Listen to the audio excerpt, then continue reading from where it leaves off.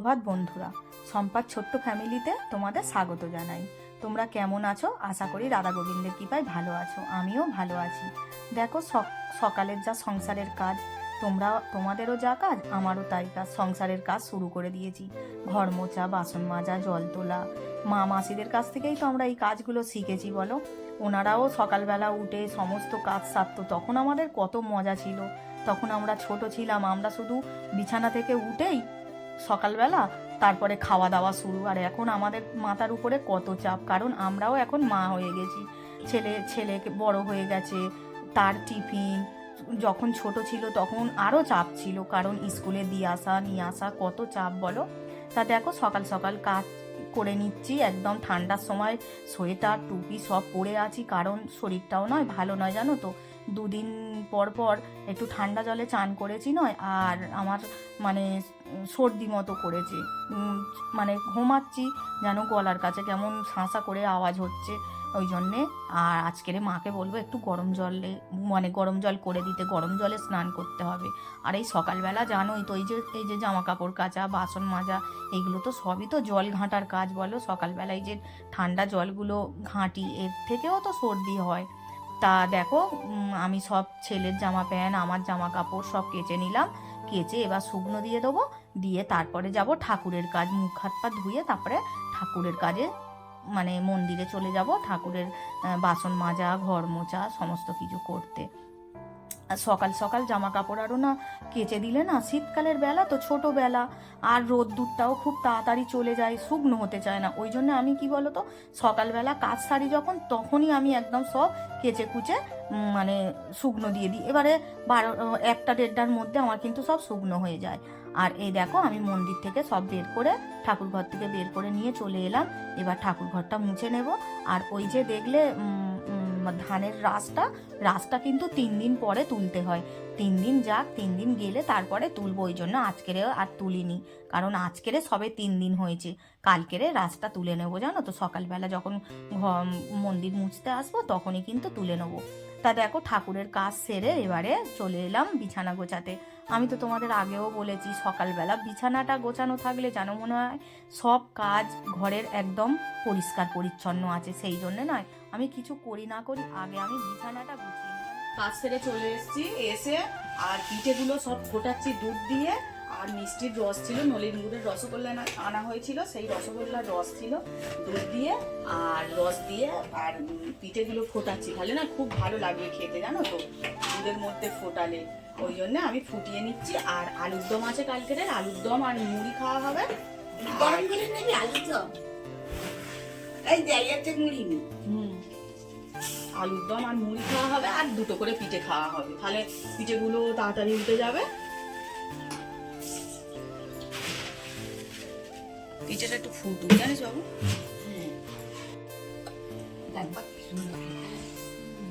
বন্ধুরা টিফিন খাওয়া হয়ে গেছে, মুড়ি তরকারি খেয়ে এই একটা পিঠে একটু টেস্ট করে দেখছি কেমন হয়েছে। দুধ দিয়ে ফোটাতে একদম ঝ্যাকাস, দারুণ হয়েছে।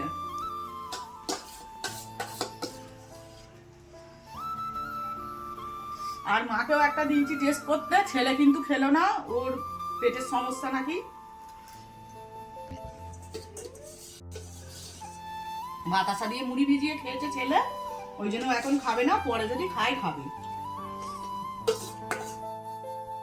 এই যে দেখো আজকের তো বৃহস্পতিবার, তা ফুল কেনা হয়নি জানো তো। ছেলে বললো মা ফুল কিনে আনো। আমি বললাম থাক, এই তো ঘরে অনেক ফুল আছে, সব গাছ থেকে 1টা-2টো করে তুললেই আজকের পুজো হয়ে যাবে। তা দেখো আমি বড় বড় ইনকা গাঁদাগুলো তুলছি। এই ইনকা গাঁদা বন্ধুরা একটা ফুল নিয়ে পায়ে দিলে পুরো মায়ের পা, বাবার পা পুরো ভরে যায়। আর এই যে দেখো চুবড়িতে পাশে তুলসী পাতাও তুলে নিয়েছি। আমি তো অনেক করে তুলসী পাতা নিয়ে, আর আমার কৌটো আছে, কৌটোর মধ্যে করে একদম ধুয়ে ধায়ে রেখে দিই, প্রত্যেক দিন দিই। আবার ফুরিয়ে গেলে আবার তুলে আনি জানো তো, রোজ রোজ আমি তুলসী পাতা তুলি না। তা দেখো আমি একদম ফুল তুলে, চুবড়ি ভর্তি করে ফুল তুলে নিয়েছি। নিয়ে দেখো আমি সুন্দর করে বাবা মাকে পুজো দিয়ে দিচ্ছি। এই যে মা লক্ষ্মীর আজকের আর ঘট পাল্টাইনি জানো, রোজ মানে প্রত্যেক বৃহস্পতিবারই আমি ঘট বসাই, আজকের আর ঘট বসাইনি। দেখো আমার পুজো হয়ে গেল, পুজো সেরে তারপরে আমি এবারে আবার খাওয়া দাওয়ার করতে হবে খাওয়া দাওয়া, দুপুর হয়ে যাচ্ছে।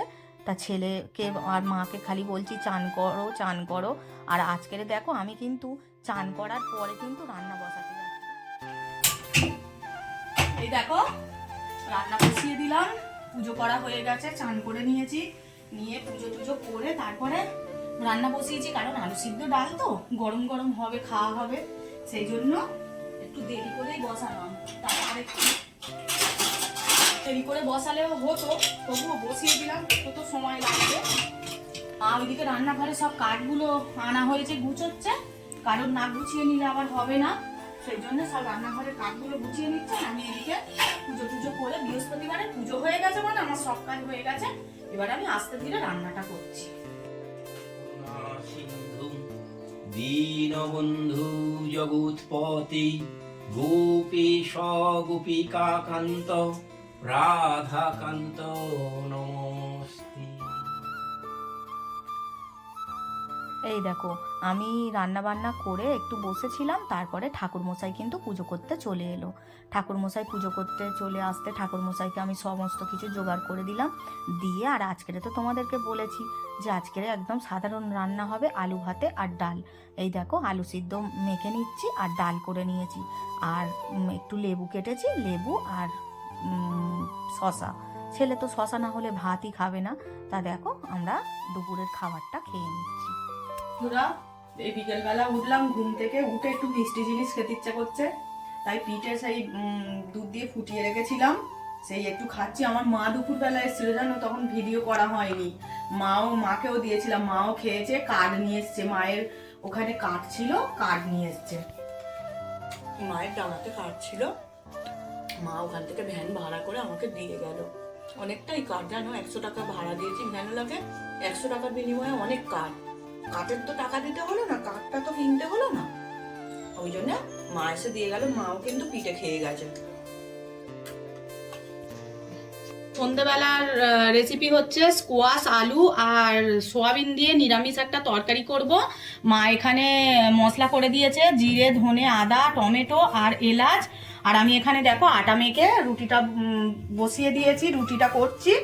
রুটিটা করা হয়ে গেলে তারপরে তরকারিটা বসিয়ে দেবো। স্কোয়াশটা কিন্তু আমরা আজকের নতুন খাবো, আমি কিন্তু কোনোদিন খাইনি। পাশের বাড়ির দাদা কাজে যায় তো, ওই দাদা এনেছিল আমাকে, ওই দিদি দিয়েছে, তা অনেকদিন দিয়েছে, ফ্রিজে ছিল, করা হয়নি, আমি ছিলাম না ঠিক মতো। তা আজকের ছেলে বললো মা স্কোয়াশটা কি ফেলে দেবে, তুমি আজকের বানাও। তা আমি ওই জন্য আজকের স্কোয়াশ দিয়ে আলু দিয়ে আর সোয়াবিন দিয়ে নিরামিষ একটা তরকারি করছি।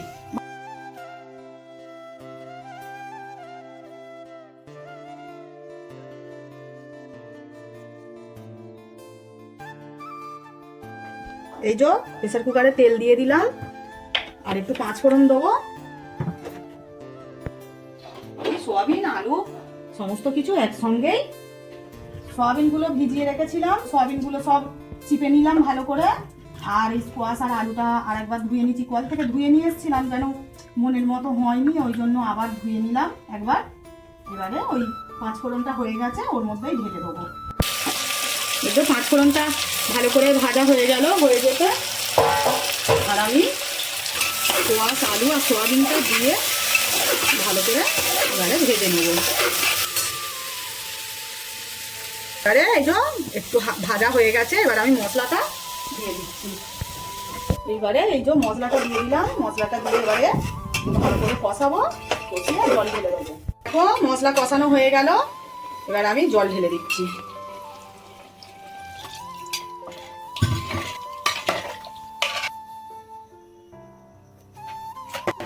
পরিমাণ মতো নুন আর চিনি দিয়ে আর প্রেসার কুকারে ঢাকনাটা দিয়ে দিচ্ছি। বন্ধুরা রাত্রের খাবারটা খেতে বসে গেছি, 8টার মতো বাজে, কিন্তু খুব ঠান্ডা লাগছে, ভালো লাগছে না, ওই জন্য খেয়ে দিয়ে লেপের ভিতরে এই কম্বলের ভিতরে ঢুকে যাই। আর সেই সকালবেলা যা দেখা যাবে, ছেলেকেও বলেছি খেয়ে নে বাবু, খেয়ে নে, তুই যদি খেলতে চাস যা, নাহলে শুয়ে পড়। বিছানা থেকে নামতে ইচ্ছা করে না, তাই না বলো? ওই জন্য 3 জন তো ওই খেয়ে শুয়ে পড়ি। তরকারি রুটি সব গরম আছে, ওই জন্য খেয়ে নিচ্ছি। আজকের ভিডিওটা এখানেই শেষ করছি। তোমরা ভালো থেকো, সুস্থ থেকো। রাধে রাধে বন্ধুরা, শুভরাত্রি।